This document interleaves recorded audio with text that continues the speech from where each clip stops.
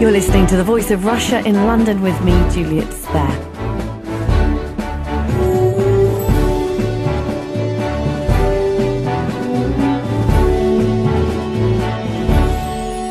Not even pocket money these days can escape the digital revolution. Children as young as 8 are now able to shop online with their very own Visa debit card called Pocket Money, spelt PKTMNY. No vowels, text speak. It's believed to be the first prepaid debit card developed for 8 to 16-year-olds, where parents can preload the card with money for their children, who can then use it in a few shops and banks to withdraw cash. The developers say it's a tool to help teach children about money. On the other hand, is it a cynical attempt by big corporate brands to directly market their products to children? Joining me in the studio to discuss whether youngsters in the UK should have access to plastic money at 8 years old is Chief Executive of the Pocket Money Bank, Mark Timbrell, Becky Goddard-Hill, who's a writer and mother of 2 children, Professor Agnes Nairn, a researcher and writer and consultant on ethics and children, and co-author of UNICEF's report on children's well-being, and Stephen Hopwood, a father and a lawyer of the Children's Department at Stowe Family Law Firm. Do children as young as 8 years old really need to learn the value of money in this way? I'm going to first of all come to Mark Timbrell to first of all tell us a bit about this bank Pocket Money. I'd just like to say that pocket money isn't a bank. It's an environment which has been created specifically by parents for other parents to provide an environment for their children to learn safely and wisely about saving and spending money. I am also a parent, like one of more of the guests today, and this has been built not just by me as a parent, by 3 other parents who joined me. The process started 3 years ago, and it's about learning about safe saving and safe spending. Mark, why did you set up with the other parents then this pocket money environment for children to access their cash? Approximately 4 years ago, I think my eldest child was, I know how old she was 16. My middle child, Megan, was 10, and my youngest child, Jacob, was 7.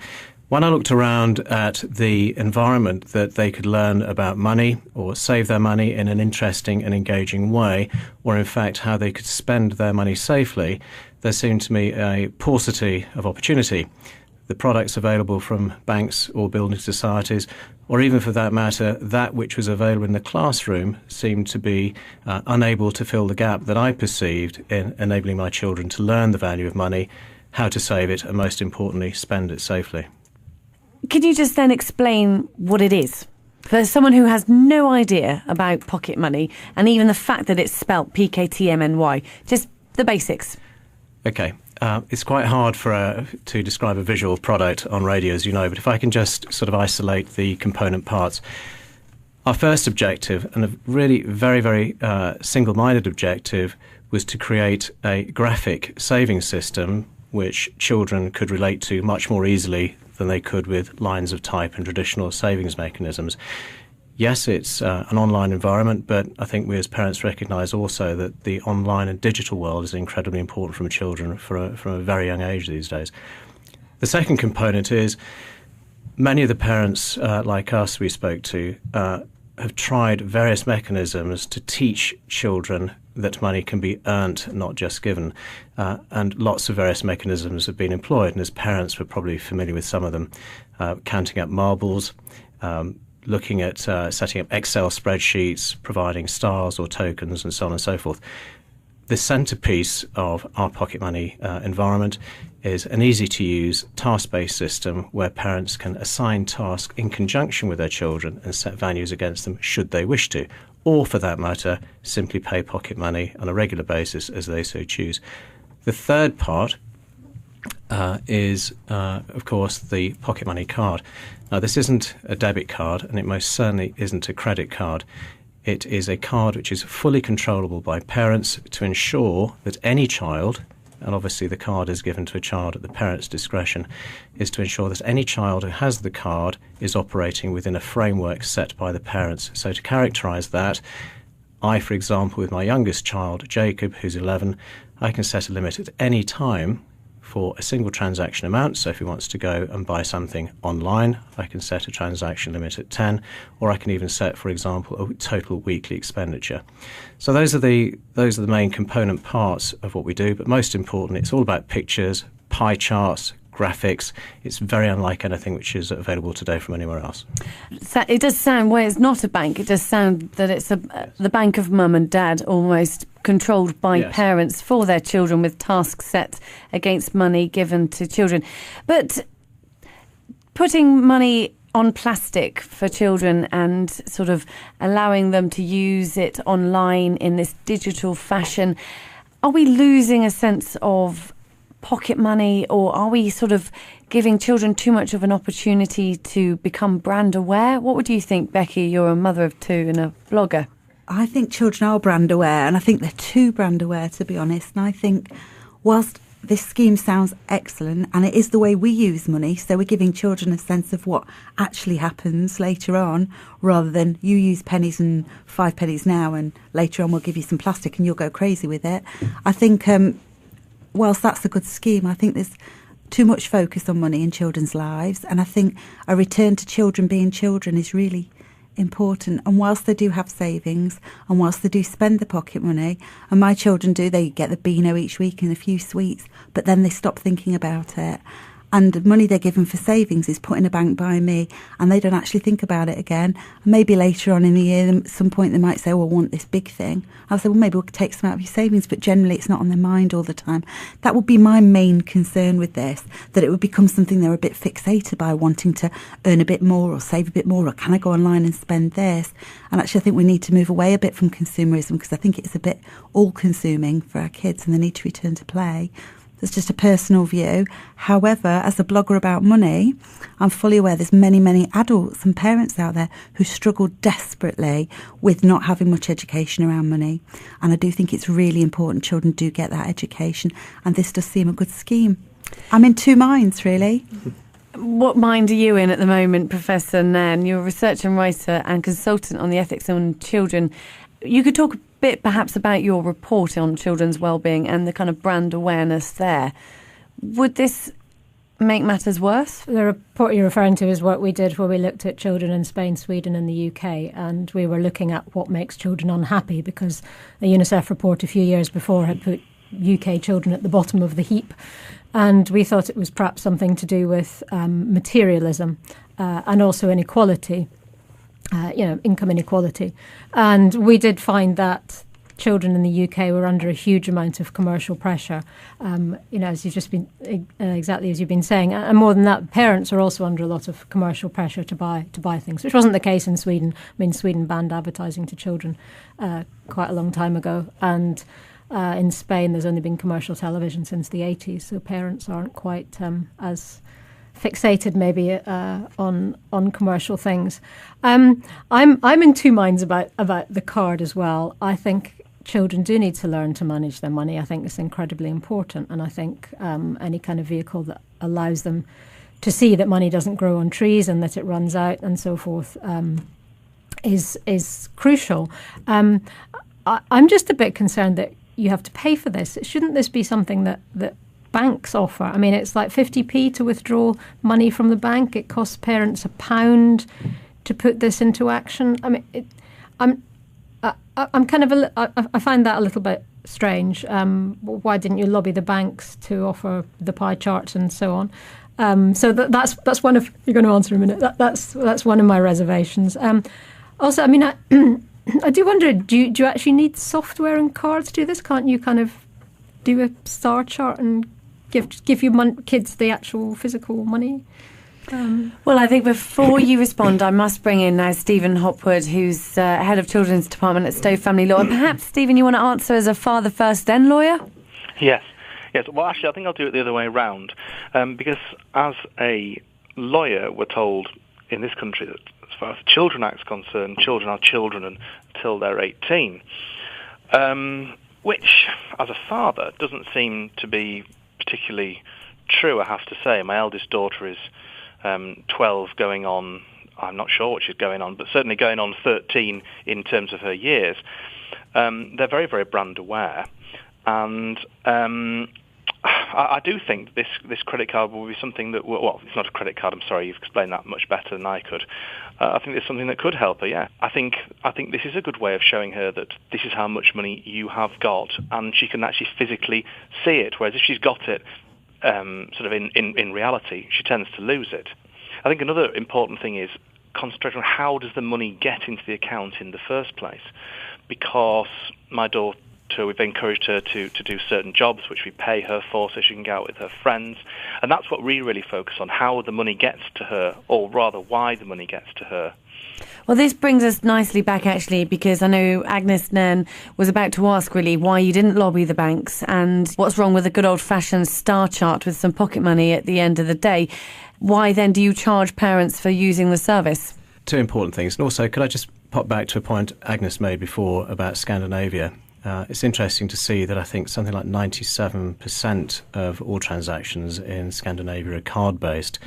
And I think it's fair to say our next port of call by invitation from a well-known Scandinavian person is to look at pocket money being available in the Nordic countries.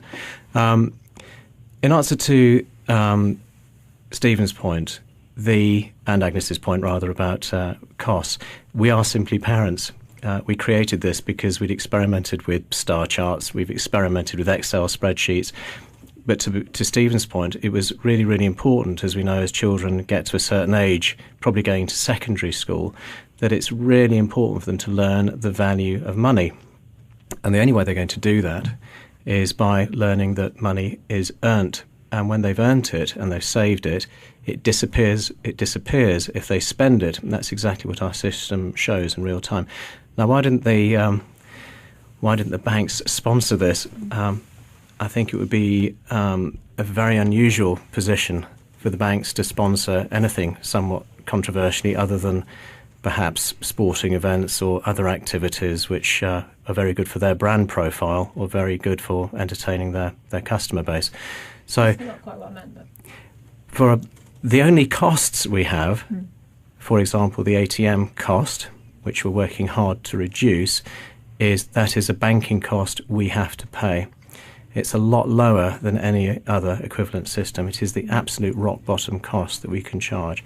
It's not our cost. We don't make money from it. It's a cost the banks impose on us to use their networks. The banks, I think it's a very good point. A number of the banks, I think, have seen what we've been doing over the last year or so and have probably asked themselves the same question, why aren't we doing this? I think perhaps because corporately it's not in their interests to do something which doesn't create products they can sell or debt that they can sell and make money out of. We're purely about creating a responsible, safe environment, totally controlled by parents to teach saving and safe spending, with the tasks split in the middle. The small monthly charge, we have to cover the costs of our administration, but we're totally committed to keeping our costs as low as possible. So is it a cooperative, or is it a limited company? Or it's a limited company, yeah. But our charges are, as we constantly, I mean, the £1 a month we think is a relatively small charge for the tools which are available to be used by parents for their kids. I mean, there might be one reason why banks didn't do it in the first place is that, do you think it would be very popular with parents for banks to sort of have an arm of their brand sort of totally marketed towards children at such a young age? Do you think you're allowed to sort of do this because you're coming from a parent perspective, which makes it more appealing? I think probably the best answer to that is that banks do market to children, and they tend to, I think their definition of children, as I'm sure as Stephen knows very well, is at 13. Banks are very keen, it seems to me, I could be wrong, seem to be very keen to put debit cards into the hands of untutored children to spend money, which is invisible, not transparent, and certainly not safe.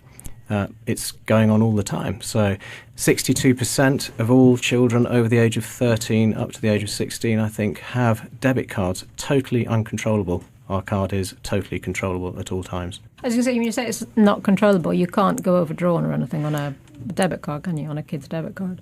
You can't, but equally, if, for example, my daughter Megan's sitting outside, if she had a debit card, and I wouldn't let her have a debit card, if she had £150 in her account, she could go shopping online anywhere or offline anywhere and spend just as much as she wanted to. It could all go in one go. She'd do it once. She could just, and we've had those tiers. I mean, this is a large part of parental experience is trying to stop the problem before it becomes a reality. So let's have the tiers about controlled spending and a framework rather than afterwards when it's all gone. You're listening to the Voice of Russia in London, where we're talking about the digitalisation of pocket money. Joining me is Chief Executive of the Pocket Money Organisation, Mark Timbrell, Becky Goddard-Hill, a financial blogger and mother of two, Professor Agnes Nairn, a researcher and consultant on ethics and children, and Stephen Hopwood, father and lawyer at Stowe Family Law Firm. My only concern would be that my son, for example, he's very good at maths himself, but still finds money quite tricky. You know, it's tricky. It looks the same, whatever. And he needs to understand money and he needs to work it out. And so just getting his £2 a week and figuring out what his sweeties cost and what his little cards cost and going to spend it is very, very important. Absolutely. And actually, I don't really think much before 7 are you able to start to do that. So I think there needs to be a bit of time where it is tangible and it is physical and they are actually using it too. So that would need to be encouraged alongside. Of course, and I totally agree with that. And in fact, if you look at our graphic savings system, it's very much put in a sort of graphic coin collection type framework. But, one size doesn't fit all. No. This is not prescriptive. All we're trying to do as parents is to create a safe environment for parents to do what they need to do with their children to teach them about money. That's all we're really doing. I'm just interested, though, obviously you have people registering and families registering and children registering for the cards. With that data that then you collect, is there a sort of terms and conditions that they agree to allow you to collect that data? And then I would be concerned as a parent, I'm not, but perhaps, that then companies would be able to track the trends of children purchasing things. I can be completely wrong. No, I think hopefully Stephen could reinforce me on this one if he's looked at the website or if he does in the future. Everything we're doing is fully compliant, has been investigated very thoroughly. In terms of the data we hold, it is totally anonymised data. It is not available to anybody to market to, and it won't be used for us to advise anybody how to market to us. And most importantly, there's no data held on the children specifically. The account actually belongs to the parent. The parent sets up the account. They're fully validated through KYC secure processes. And then it is, in fact, the parent opening the account for the child underneath the parental control. So there is no direct relationship with the child. Yes, and I have looked at things, obviously, before I came on air. And, I had no concerns like that. I think it's something that I will be happy for my daughter to look at. So I suppose that answers the question, really. I think without wanting to put you on almost on trial with three of us sitting around the table, I think it almost reflects how fascinating and that it is completely new and that no one has done it. And it's almost sort of taking back the power from other organisations and banks and putting it in, well, if the banks aren't going to do it in the right way that's palatable, that's why we're going to do it. Exactly. But I suppose there is the wider issue of the brand awareness, and maybe then perhaps not from a child's perspective, but from a parent's perspective. Then the pressure then they're under as to how much money. I mean, exactly. Whenever you grow up, people always used to say, how much pocket money do you get? What allowance do you get? And there's always those who get more than others. I suppose this means it's a lot more defined. So interesting you said that. A parent said to my son a couple of weeks ago, we were playing tennis. She said, "How much pocket money do you get, Frankie?" And he said, I get £1. She said, £1? Your mum's a bit tight, isn't she? I was so embarrassed. She gives her children £5 each. There were 7 and 5. And I said, really? Anyway, he badgered me all the way home. I agreed to put it up to £2 at my limit. But it was actually, he said, but I feel really stupid that younger child gets more than me. And it got a bit competitive, and I don't want him to think like that. I want him to be playing, and I want him to be creating adventures, and I want him to not want to wear designer and trendy clothes or have the latest toy. I want him to be building dens in the garden and to be a child. It whizzes away, and that woman should never have asked him that. And actually, money is an uncomfortable subject we all need to talk about more easily, so we don't get into problems and it doesn't get hidden But I think there's a time for that, and I think secondary school is a good time to really get into that. I think whilst they're still at primary school and they're still learning, I wouldn't give it to my child, but I do think it sounds a good, interesting project, perhaps for the right child and maybe for a different family to us. But I'm trying to rein back the consumerism because my kids do get a bit obsessed, really. Do you think then, Agnes, there's other parents want to kind of claw back that consumerism?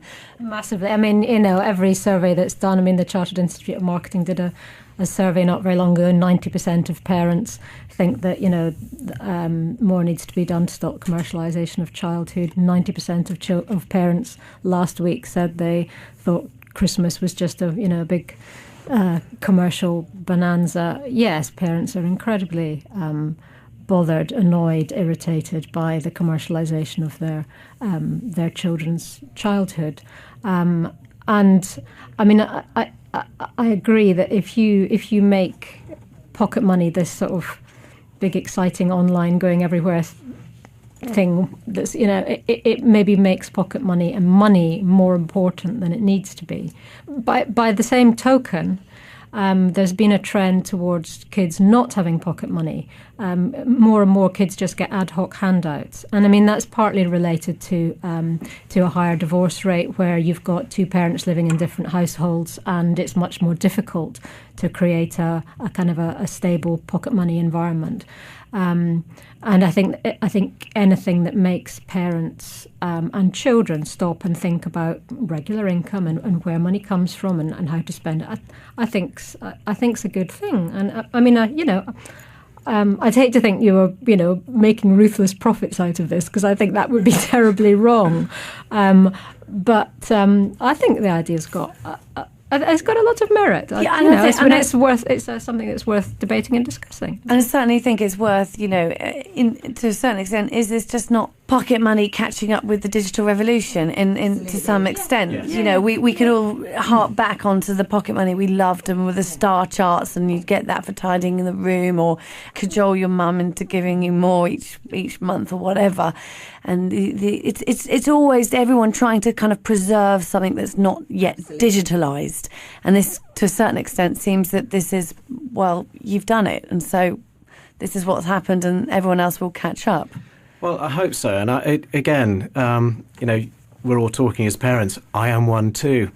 And I've created this in a way that I want to be proud of it. I want my children to be happy and proud using it and be able to tell their friends. But most importantly, I'm accountable to everybody else in the schools that my children go to. Absolutely.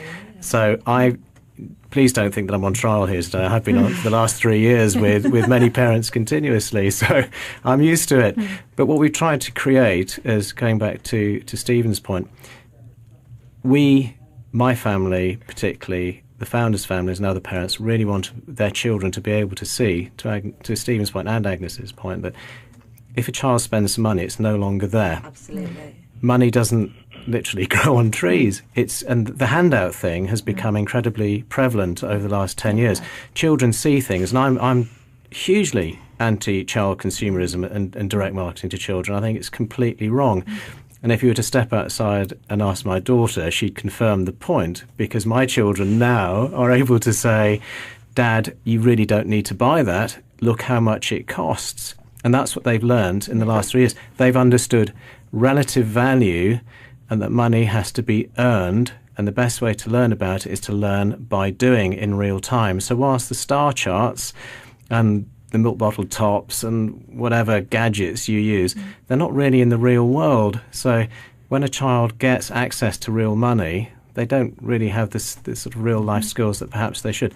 That's all we're trying to do. And it's not one size fits all. It's there to use if you want it to. You're listening to The Voice of Russia in London with me, Juliet Spare, where we're talking about the digitalisation of pocket money.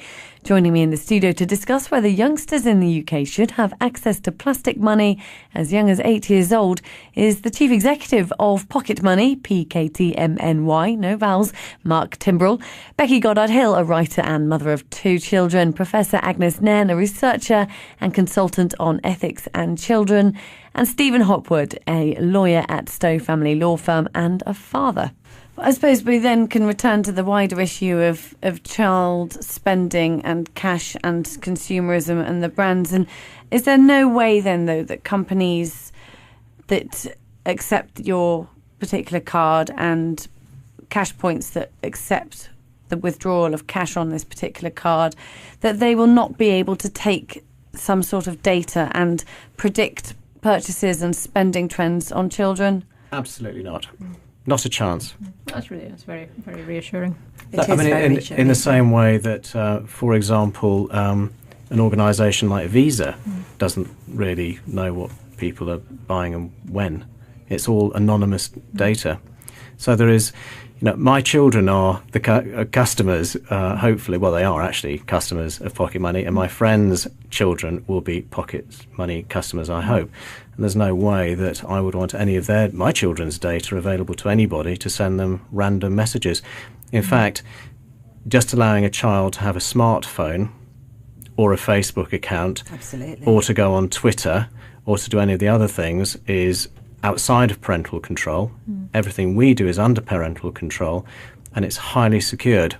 So it's absolutely safe with regard to data. Obviously, children are going to access technology. They need to access technology. It's their future, isn't it, in a lot of ways. But we do need to control it and make it as easily accessible and safely accessible as possible. There's a new Harry Potter book came out on PS3 a few weeks ago, and that was all about encouraging kids to read through a PlayStation.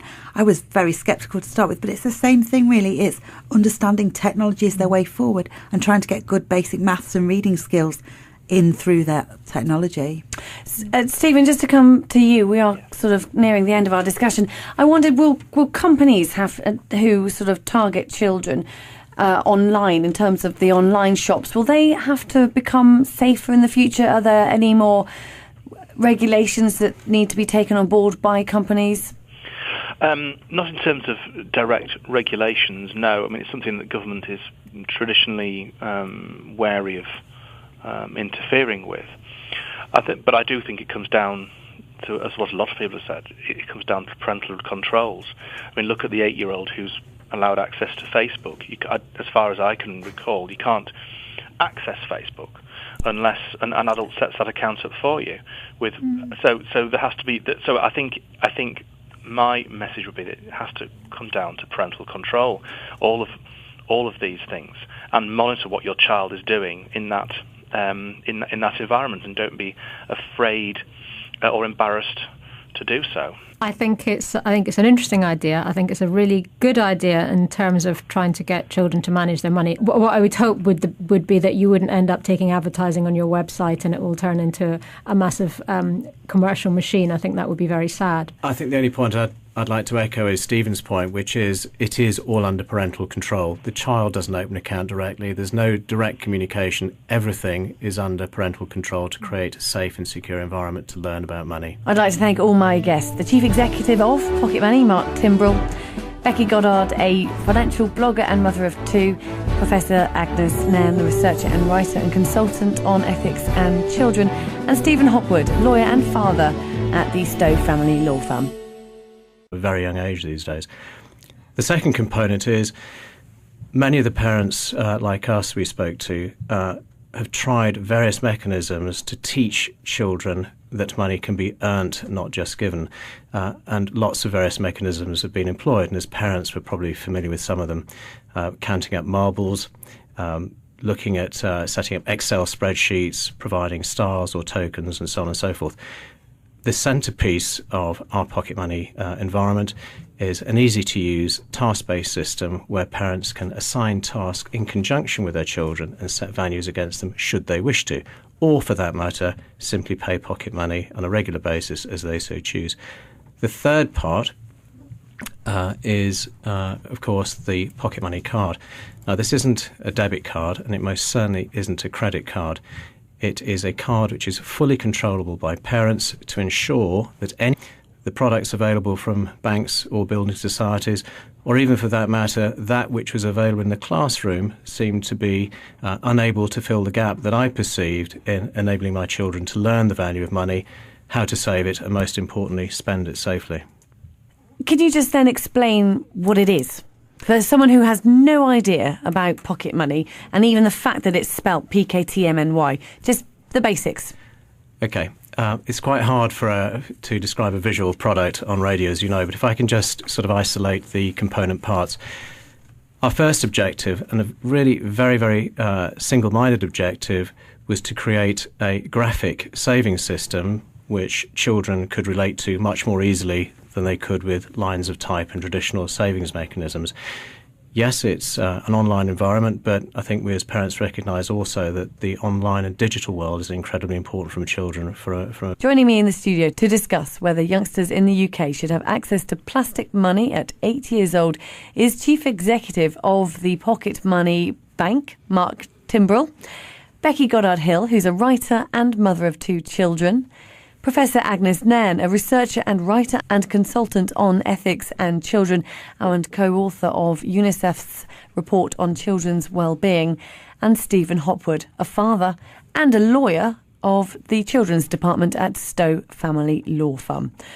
Do children as young as 8 years old really need to learn the value of money in this way? I'm going to first of all come to Mark Timbrell to first of all tell us a bit about this bank pocket money. I'd just like to say that pocket money isn't a bank.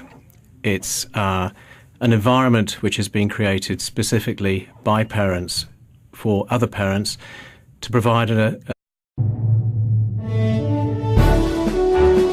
You're listening to The Voice of Russia in London with me, Juliet Spare.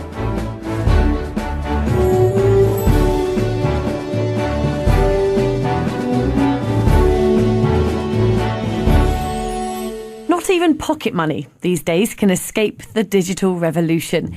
Children as young as 8 are now able to shop online with their very own Visa debit card called Pocket Money, spelt PKTMNY, no vowels, text speak.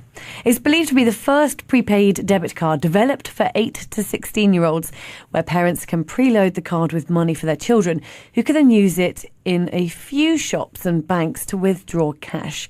The developers say it's a tool to help teach children about money.